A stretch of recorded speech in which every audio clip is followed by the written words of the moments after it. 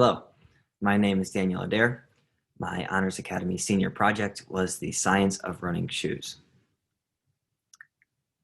I am an Honors Academy senior at Concordia, and my mentor for this project was Mr. Kevin Croy, president and owner of Flyknit Fort Wayne. My project began as casual research because I am a cross-country and track and field athlete. I am always looking for a way to gain a competitive edge in these sports, and while running, the shoes are the most viable option for that. I started by researching the historical background for how the science of running shoes has developed, and then began to research the most important components for running shoes today regarding performance. My project involved using my research and Mr. Croy's guidance to compare these components in 9 of the most popular running shoes on the market today. Mr. Croy played a very influential role in my project. When I first decided I wanted to study running shoes, I wasn't exactly sure what to do for the physical portion of my project. Mr. Croy helped steer me towards examining and comparing some of the most popular shoes on the market today. He helped me select the 9 shoes I would be studying based on what was selling best both at his local Flyknit and at Flyknit stores nationwide. He also provided the shoes that I used to test these various qualities. He was a great resource throughout my research, if I had any questions. Now I'm going to briefly explain some of the components that I studied throughout my project and tested on the 9 running shoes.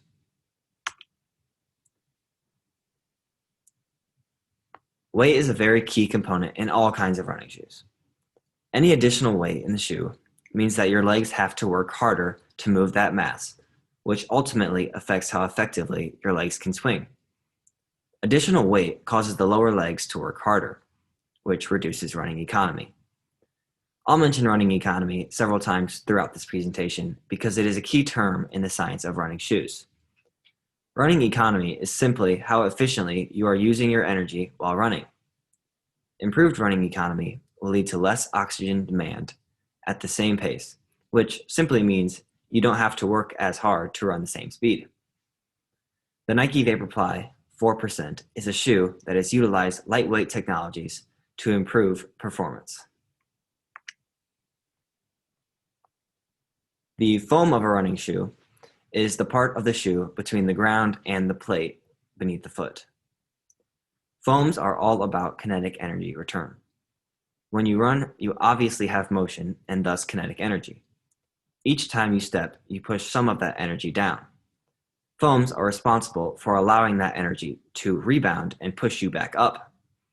EVA, which was introduced in the 90s, returns about 50 to 60% of kinetic energy.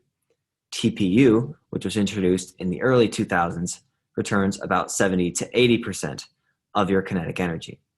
And Nike's Pebax foam, introduced in the last decade or so, returns about over 80% of your kinetic energy. Nike's Pebax has taken many of its racing flats, including the Alphafly, Next Percent, and Vaporfly, to the next level. The plate of a running shoe rests between the foam and the bottom of your foot, or the insoles of the shoe. Plates had been made out of strictly plastic historically, but in the early 2000s, carbon fiber started to be used in running shoe plates. Carbon fiber is both lighter and stiffer than plastic, so it really is better in every aspect. A stiffer plate results in less bending of the metatarsal and ankle joints. When they bend too much, it does negative work, which decreases running economy. Some shoes have as many as 3 carbon fiber plates, which vastly increases the stiffness of the bottom of the shoe.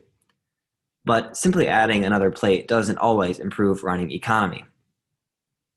Every runner has a different physical makeup and thus will have a different optimum stiffness level.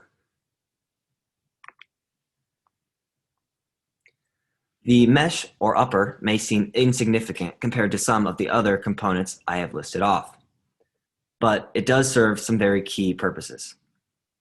It is important because it adds weight, foot security, and protection against the elements.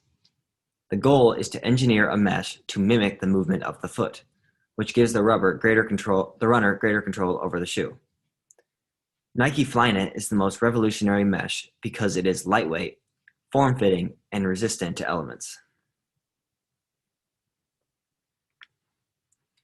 While it is impossible to know exactly what the future of the science of running shoes will look like, we can be pretty sure that personalized running shoes will at least play a role. Computers scan a foot for its exact size and biomechanics, which then constructs a 3D image of the customer's feet, which is used to construct a running shoe personalized to their needs. This technology is already in place.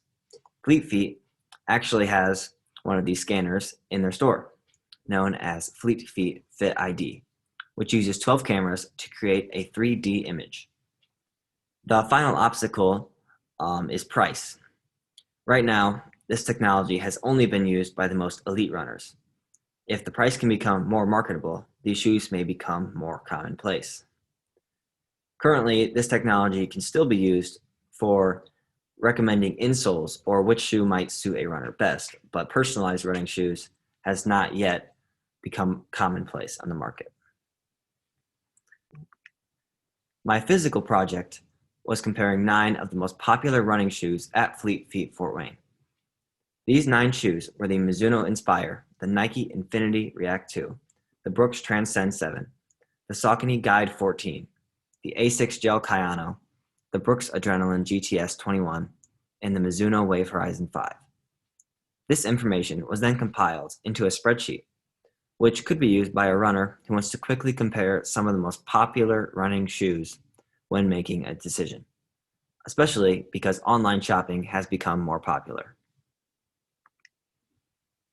Here's the data I collected while working with Mr. Croy at Fleet Feet. The shoes are listed along the top, and the components that I measured are listed along the left side. These include length, weight, drop, arch support, durability, price, flexibility, intended terrain, toe box size, and fit notes. Here's some more data that I collected from trying the shoes on and performing a treadmill test at Fleet Feet with the shoes, which involves running with each shoe for a couple of minutes to feel for responsiveness and support. Conclusions. Every runner is different, and so there is not a one-size-fits-all for running shoes in many different ways. The shoes with the best price were the New Balance 860 V11, the Saucony Guide 14, the Hoka Arahi 4, and the Brooks Adrenaline GTS 21. The most durable shoes, or the shoes you can get the most mileage out of, were the Hoka Arahi 4 and the Brooks Transcend 7. The lightest shoe was the Hoka Arahi 4. The most flexible shoes were the Nike Infinity React 2, the New Balance 860 V11, the Mizuno Wave Horizon 5, and the Brooks Transcend 7. Reflections on my project. A seemingly simple product, running shoes, is not simple to produce. There is a lot of science and engineering that goes into the production of each individual running shoe. The unique nature of the human body makes this field of science even more challenging. If we were all made the same, there would be one optimum running shoe for the entire population. But clearly we are not, and so each runner has a different shoe that might suit them best. Challenge. The greatest challenge was ultimately deciding what my final project was going to be. As I said, I knew I wanted to study running shoes, but I needed some help from Mr. Croy in deciding what would I do for my final project on the physical aspect of it. And then the thing I enjoyed most was applying my research to the shoe buying experience throughout my project over the last year. This project would not have been possible if it were not for some very important people. First of all, I'd like to thank my parents for supporting me throughout this project and my entire time at Concordia. Mrs. Erdos for her leadership over these last 4 years. She's always been a great resource to go to if I have any questions. And then, of course, Mr. Croy for his excellent advice and wisdom throughout my project. Here are the references that I used both in my research and in my physical portion of the project. Thank you for watching this presentation.